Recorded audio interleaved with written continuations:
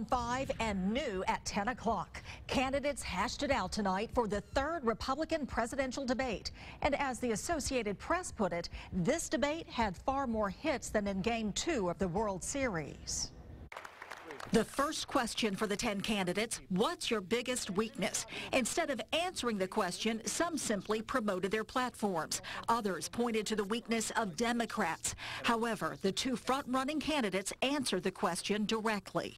I think maybe my greatest weakness is that I trust people too much. I'm too trusting.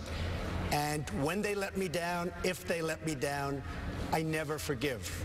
I find it very, very hard to forgive people that deceived me. The weakness would be not really seeing myself in that position until hundreds of thousands of people begin to tell me that I needed to do it. At times, the exchange between the moderators and candidates got testy. Because your greatness would replace the stupidity and incompetence of others. That's right. Let's be honest. Is this a comic book version of a presidential campaign? It's not a comic book, and it's not a very nicely asked question the way you say that.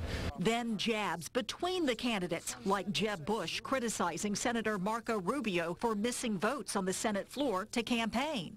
But Marco, when you signed up for this was a 6-year term, and you should be showing up to work. I mean, literally, the Senate, what is it, like a French work week? You get like 3 days where you have to show up? And someone has convinced you that attacking me is going to help you. Finally, Texas Senator Ted Cruz had enough. He addressed the moderators, drawing applause from the audience. The questions that have been asked so far in this debate illustrate why the American people don't trust the media. This is not a cage match.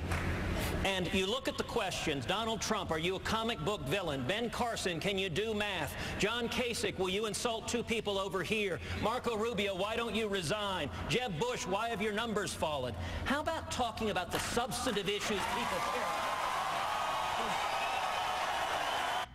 And one major issue Americans care about, gun control laws. Trump, who admits to packing heat, says he feels gun-free zones are, as he puts it, target practice for the sickos and the mentally ill. He says they look around for the gun-free zones.